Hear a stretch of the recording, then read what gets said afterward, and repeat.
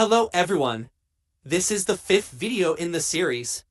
If you haven't watched the previous 4 videos, I recommend going back and watching them because there are no shortcuts in security system implementation.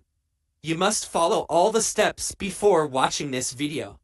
I will be teaching you how to check the firewall history to see what alerts have been issued, what unknown IPs have been blocked, and how to test the firewall to ensure it's working correctly.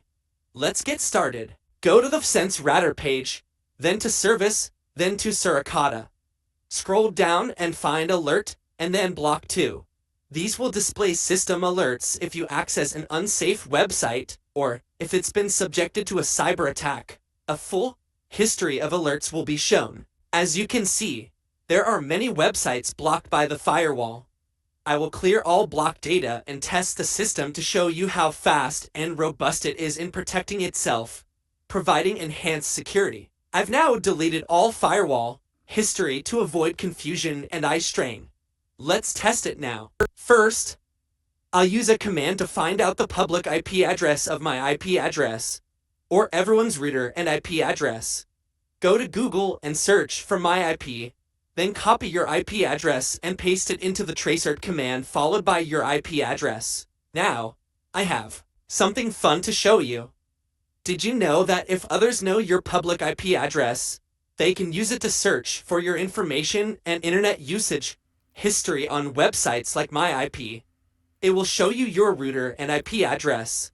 I'll show you how I can change the router name to something cool to show off. Look at me. I wanted to change my router's name, but it wouldn't let me. After searching for a while, I realized I needed to clear the DNS cache. Only then would it change the name. Look, the router name has been changed. I'm so happy. It's now called Cyber Defense Lab. When someone searches for my IP address, they'll find the router name 555. Next, I'll test the port connection. If someone knows our IP address, they can find our connection. Now, I have something fun for you all. I'll change the name of my internet adapter card to my YouTube channel name. Watch out. When someone searches using my IP address, the name will change. Next, I'll copy the command and paste it into PowerShell along with the public IP address to find the connection. It will show the connection status, port, and network adapter name. Let's take a look. It might take a while to find. Please wait a moment. I was so happy when we changed the name and someone searched for our IP address. The name Cyber Defense Lab would appear. Ha ha ha. Next, I'll test the security system by accessing a simulated website that the security program deems dangerous. Observe whether the security program blocks it immediately. Looking at the firewall history, we see that alerts were generated and blocks were issued immediately.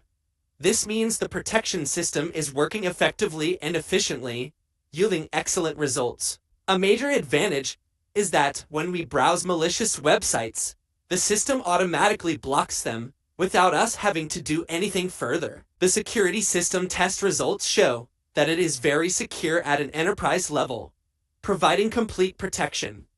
Friends also learn techniques on how to change the router name and internet card name to cool names so that when someone checks their IP address, they will see this name appear, which is Cyber Defense Lab. Don't forget to subscribe, like, and share to support me.